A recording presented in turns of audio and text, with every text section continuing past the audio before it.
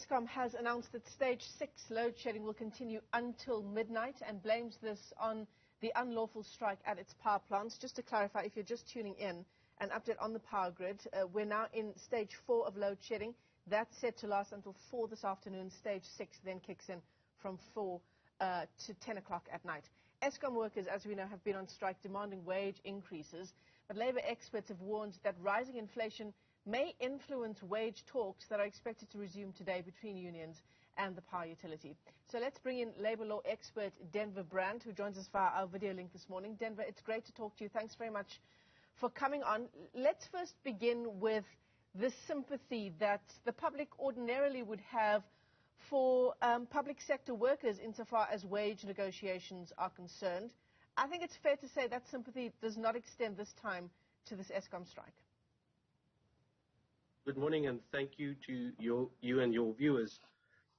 Look, you touch on the aspect of sympathy, and I think, as South Africans and, wage earners, we all can sympathize to some extent, because increases become necessary. One would need to look at increasing your buying power as a consumer and as an individual, and we see rises in, CPI and PPI every year. But as you correctly point out, it becomes a stage where that sympathy certainly wanes, where it is at the cost of service delivery to the public. And I think what we see now is certainly one of those situations where there is a real power struggle from a mutual interest point of view between organized labor and Eskom, which is certainly affecting the public at large. So I think you point out that correctly so.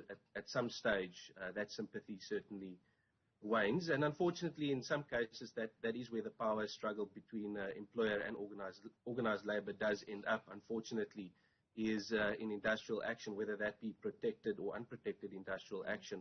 It's a consequence, and sometimes an unfortunate consequence of as a result of collective bargaining that breaks down between the parties. Yeah. I mean, the consequences of this, I mean, if Eskom, for one, is to be believed that the reason for these increases in load shedding is because of this wage strike, then, the consequences of workers striking are just so far-reaching, massive impact on the economy, small businesses, etc. And that's the reason behind my question so far as sympathy waning is concerned. Yes, and in certain industries, as I've pointed out, and you also correctly point out, the impact of labor unrest certainly does affect not just immediate communities, but also the public at large. Again, one would have listened to one of your earlier speakers this morning that talks about the fact that despite increases being offered, your income earners have less buying power now than what they did before the pandemic set in. So, while we were in a state of disaster management and we all had to manage the COVID pandemic, we didn't see an asserted drive or push in respect of wage negotiations over the past 2 odd years. That's certainly going to change, as we've seen now, with organized labor certainly pushing aggressively for those double-digit increases. I think from what I've seen, certainly across the board, union seems, or organized labor rather, seems intent on pushing the 10% increase. And of course, they probably take their guidance from the PPI, which is closer to about 8%, to what we see now as the CPI, which is about 6.5%. But that's also largely due to a bit of an unnatural spike that we've seen, also influenced by what's happening out on the international scene. And it makes it difficult because you not only have to look at retrospectively what has been the trend over the past 6 or 12 months, but also what is it going to be over the next 6 to 12 months, and in some instances 3-year periods, because these agreements are concluded as labor would push for it 12 months, but in some cases business or employers would push for a 2 or 3-year agreement. So it makes it difficult to find that balancing line. I also believe that what we're seeing with Eskom is a little bit unique because Eskom, for the most part, as I understand it, is also an essential service. So your normal way of going about negotiations on matters of mutual interest, which would include wages, is a little bit different to what we would find ordinarily. And unfortunately, as I've alluded to a little bit earlier, we do find that a decision is made to push the envelope, as it were, and embark on these forms of unprotected industrial action. Nobody looks on that favorably, as I've said, and you've also rightly pointed out, there are dire consequences associated with that. And certainly within the labor community, it's something that we've looked at quite seriously over the last couple of years. The number of unprotected strikes that we do have in South Africa, not just from small to medium business enterprises, but also industry and in the public service, where we have these things impact the essential service delivery to the citizens of South Africa. So Denver, on the face of it, if unions are going back to the negotiating table today with Eskom, as you say, unions have made it clear that's NUM, the NUM and NUMSA, that they want a double-digit, and that workers are demanding a double-digit increase. Do you reckon that unions and their members going into these talks today have the upper hand, given what Eskom has said is behind the current bout of rolling a blackout, and the fact that it's pushed us all the way up to stage 6 of load shedding this week? Do unions have a very strong position going into these negotiations today? Look, I don't think we can look at it that way. I think that may be a perception that is created when one looks at it from one particular angle. Of course, there would be another perception that would be created depending on another angle that you would look at it from, depending on what Eskom is able to do, not just today, but also within the immediate future in terms of managing that process.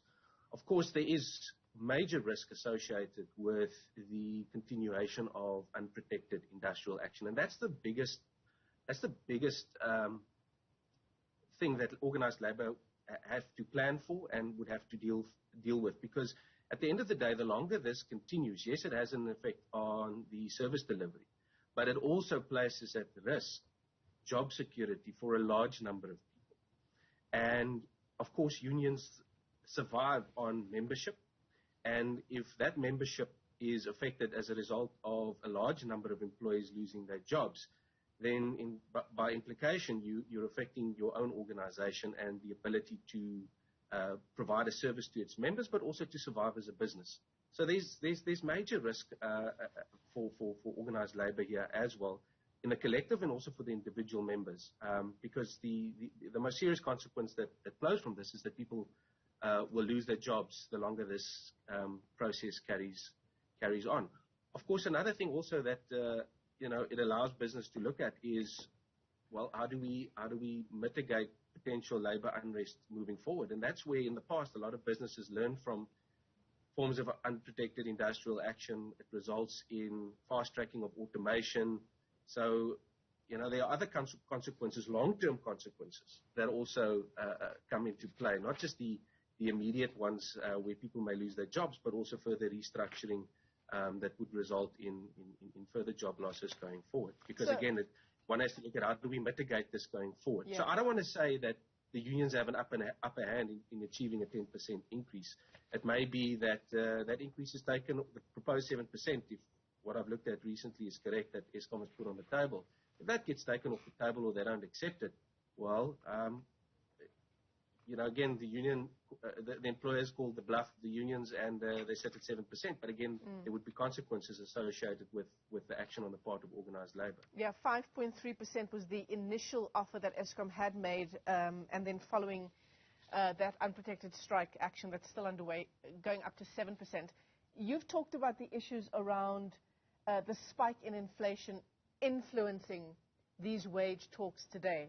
It's made more difficult because any agreement that's reached today will likely be an agreement that's in place for between 1 and 3 years, right? So how do you find the right level of an increase given the inflationary pressure?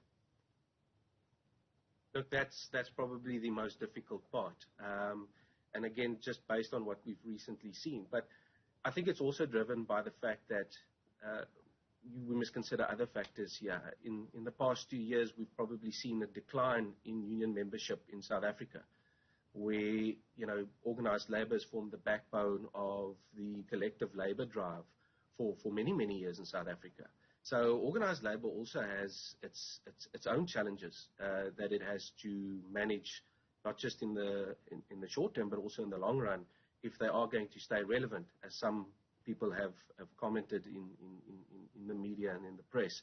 But it is a reality that organized labor has to deal with. And of course, we've come out of a pandemic. We've seen extensive relaxation of regulations. So, that would fuel the appetite of organized labor and certainly individuals to also try and push for as much as they can get, because we've seen a bit of a barren period over the last 2 years. So part of the thinking could also be is to say, well, we've got to compensate for what we were unable to achieve over the past 2 years, looking at the current situation and then also assessing where we are heading into the near future. Of course, if it's over a 12-month period, it makes it easier to try and predict that. However, the 3-year period becomes a little bit more difficult. Of course, the 3-year period would suit a lot of businesses or enterprise, because one of the things that also form part of these type of agreements once they are concluded is the settlement of industrial peace, as it's referred to. So again, there's the give and take. So the employer is prepared to consider a particular percentage increase, but coupled with that, it wants certainty that it's also going to have labor peace over the 12, 24, 36-month period. A lot of businesses, of course, have got shareholders or listed companies or international businesses, so it's important for them, especially within the South African demographic, to be able to provide that peace of mind in the form of labor peace or industrial peace. A lot riding on these wage talks resuming today between unions and Eskom. In fact, hopes that it may go some way to ending the current round of load shedding we're seeing in the country. Denver Brandt, let me thank you for your time this morning, a labor lawyer and director at Kirchmann's Incorporated. Wage negotiations and the current inflation rate. It's going to be a difficult balancing act there today.